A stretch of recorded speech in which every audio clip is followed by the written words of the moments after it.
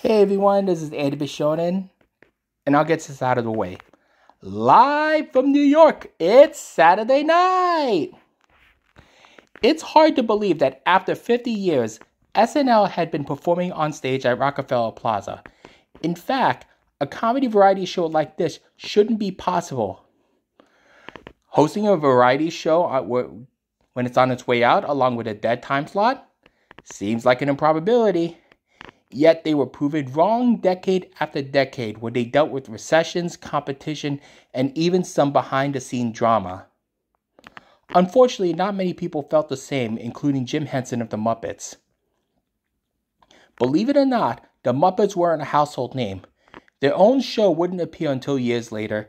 They wouldn't hit it big in the movie theaters until The Muppet Takes Manhattan, and of course, Muppet Babies. Oh boy, the Muppet Babies. We'll get to that. In the meantime, let's take a look at what Jim Henson came up with on SNL. Land of the Gorch. Haven't heard of them? Well, there's a reason why. They were forgettable. While you had segments like the Land Shark or Mr. Robinson, and we're not talking about North Carolina, we got something like this. Okay, one of the big confusion I had was a name. Although it's called Land of the Gorch, the title's card states Dregs and Vestiges, while the characters' names are Plubus and Scrat. There's your problem right there. What is it? What is it? What's the title? Is it the Land of the Gorge? Dregs and Vestige? Plubus and Scrat? Simplify, man. Just pick one title and just go from there. And while Jim Henson provided the props and puppets, he didn't write the sketches. That task belonged to the SNL staffers. Ironically, while he tried to go edgy with the Muppets, the cast hated the segment. This was supposed to be the comedy trope that held nothing back. If you already lost them, I don't know how you ever recover from that. And that brings us to the segments in hand. They're forgettable.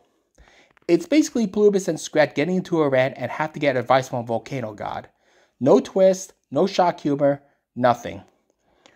Okay, there were a few dirty jokes here and there, and someone had a crush on an SNL staff. And yet somehow it had more than one short. Did Lord Michael set them up for punishment, or is it that they were stuck under contract who had to carry on? You decide. So yeah, this fell out of place. When you ask any Muppet fan about the short-lived SNL segment, chances are they don't know or deny their existence. Some still remember Wilkins Coffee and the Coffee Brick Machine, but anything that occurred on SNL? Nope, not a word. This is Andy Bishonen Speaks. Also, stay in your lane, L. Ron Hubbard.